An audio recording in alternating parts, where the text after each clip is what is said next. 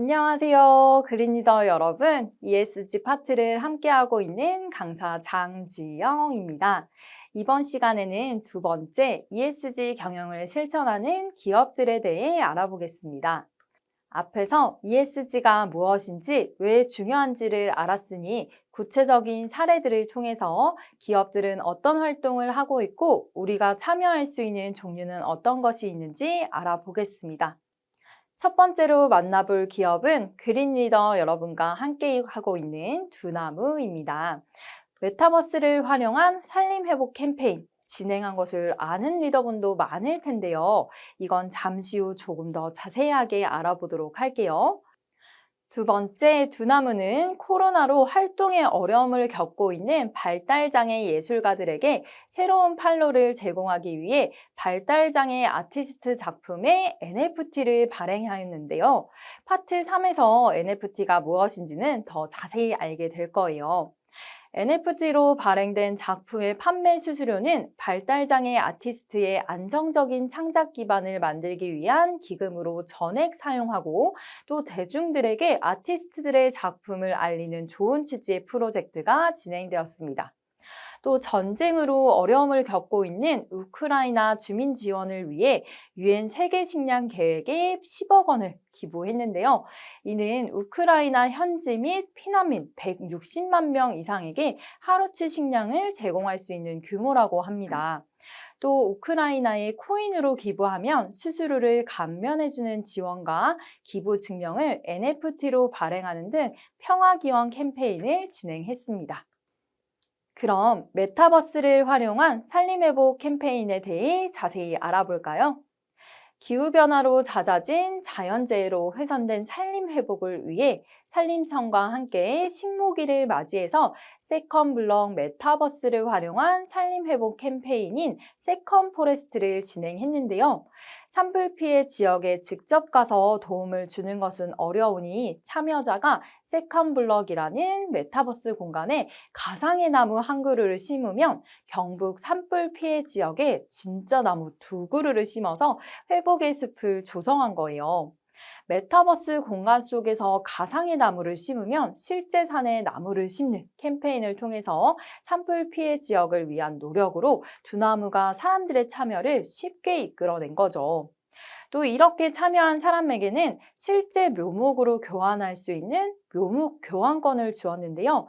참여자들도 직접 나무를 심을 수 있는 기회를 제공하고 임업인들에게는 묘목을 팔 수 있는 도움을 주기도 했습니다. 이 캠페인으로 복구된 산림의 모습을 볼까요? 2022년 2월 산불로 훼손된 산의 모습인데요. 정말 아무것도 남지 않은 황폐한 모습을 볼 수 있어요. 기후변화로 강수량이 적어지고 대기가 건조해져 작은 불이 큰 산불로 이어져서 더 큰 피해를 입은 모습입니다.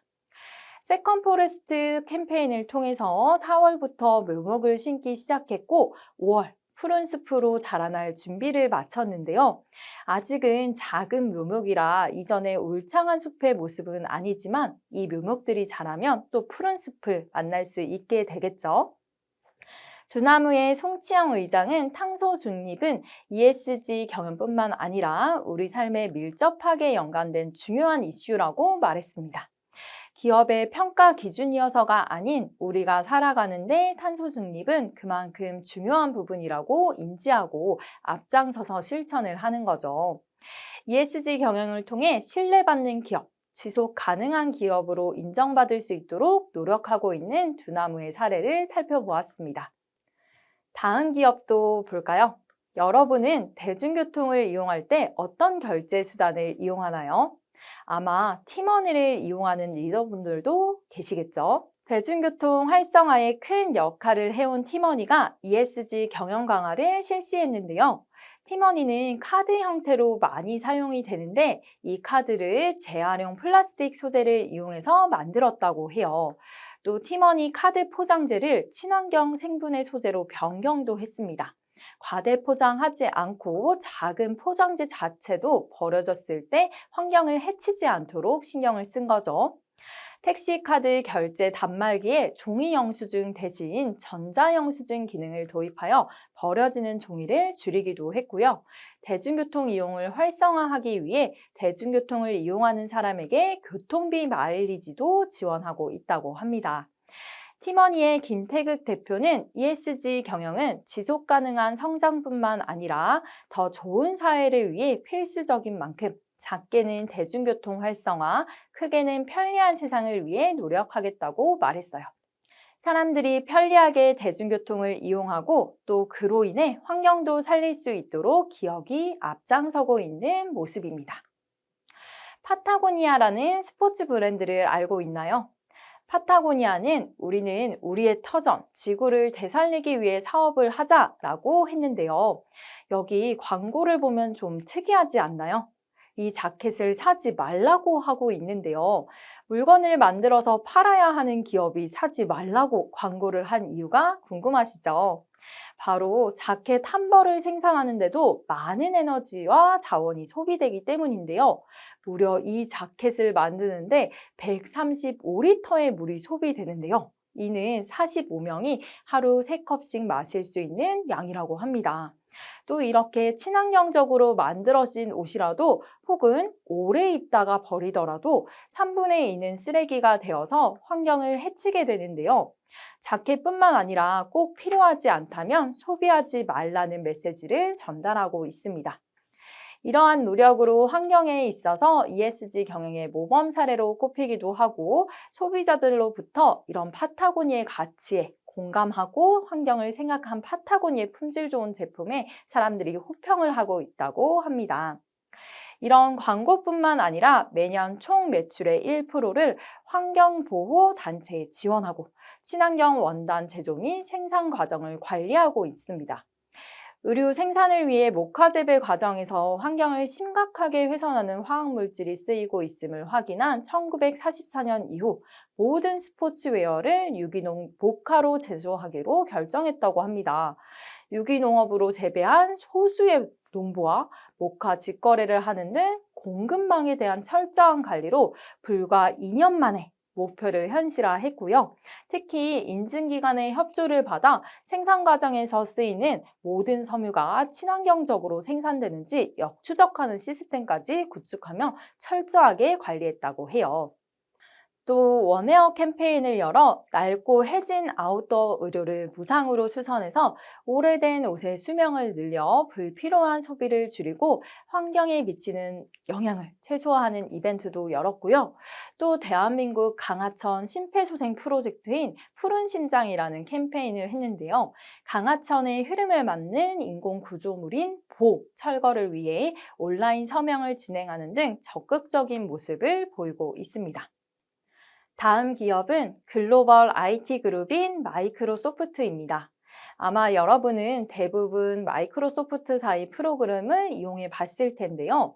5G 시대에 들어와 AI, 클라우드, IoT 등 신기술의 발달로 처리해야 할 데이터 양이 막대하게 늘어나면서 전 세계 데이터 센터의 수요가 급증하게 되었는데요. 이 데이터 센터는 많은 서버와 저장 장치가 필요하고 거기에서 발생하는 열을 식히는 냉각 시스템이 필수라고 합니다. 이 냉각 시스템에서 배출되는 탄소는 웬만한 전력발전소나 항공산업과 맞먹는 양이라고 하니까 어마어마하죠. 그래서 데이터 센터들은 전력량을 최소화하고 에너지 효율을 높이기 위한 기술을 총동원해 그린 데이터 센터를 만들고 있는데요. 마이크로소프트는 해저 데이터 센터를 만드는 나틱 프로젝트를 진행해서 컨테이너 형태의 데이터 센터를 바닷속에 설치하고 운영하고 있습니다.